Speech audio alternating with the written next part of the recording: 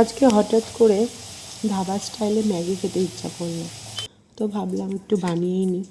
যে ধাবাতে যে ম্যাগিগুলো বানায় না, সেই ম্যাগিগুলো খেতে খুব ভালো লাগে। চাউমিন রেস্টুরেন্টের স্টাইলের, তো চাউমিন আলাদা টাইপের হয়, আর ম্যাগিটার একটু টেস্টটা একটু আলাদা হয়। তো আমি একটু ঘরেই বানাই মাঝে মধ্যেই এরকমভাবে। তো ডিমটা আলাদা করে ভেজে আলাদাভাবে তুলে নিয়েছি, আর তারপরে কড়াইয়ের মধ্যে তেল গরম হয়ে ওর মধ্যে দিয়ে গাজর, বিনস, কাঁচা লঙ্কা এগুলো কেটে রাখলাম, সেগুলো একটু ভালো করে ভেজে নেব, লাল লাল করে ভেজে নেব।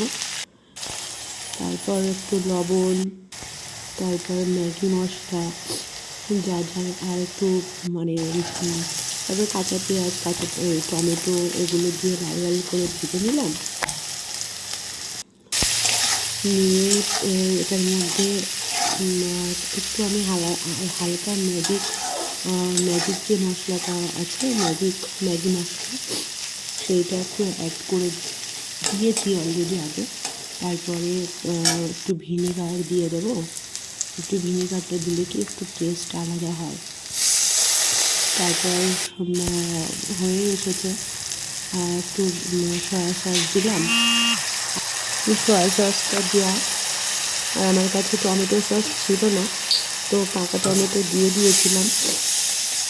তো তারপরে দেখো পুরোপুরি রেডি হয়ে গেছে, আর একটু গ্রিন চিলি দিয়ে দিয়েছি। আর তারপরে দেওয়ার পরে ম্যাগিটা দিয়ে দিলাম। ম্যাগিটা দেওয়ার পর এই ডিমের যে ভুজিয়াটা করা ছিল সেগুলো একসাথে অ্যাড করে দিলাম পুরোটা একেবারে। এবার জল দিয়ে দেবো। জল দিয়ে দিলেই মানে ম্যাগিটা হয়ে আসবে আর কি। আলাদা করে ম্যাগি সেদ্ধ, চাউমিনের যেমন সেদ্ধ করে আলাদাভাবে বানাতে হয়, এর মধ্যে ম্যাগির মশলাটা অ্যাড করে দিলাম। আমি এইভাবেই বানাই ম্যাগিটা, যেটা ধাবা স্টাইলে যেটা ম্যাগি বানাই সেরকমভাবেই বানাই। তো আমার তো এরকমভাবে খেতে লাগে, তোমরা একটু ট্রাই করবে, এটা খুব টেস্টি হয় খেতে। তো ফাইনালি দেখো রেডি হয়ে গেছে অনেকটাই।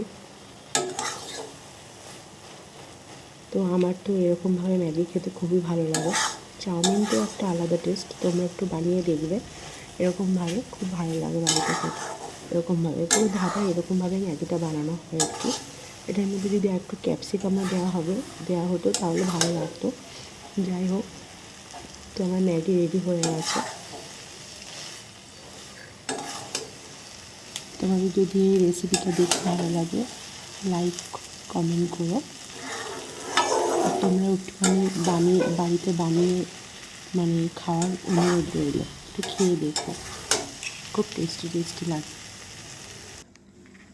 দেখো একটু ঝাল ঝাল স্পাইসি বানিয়েছি।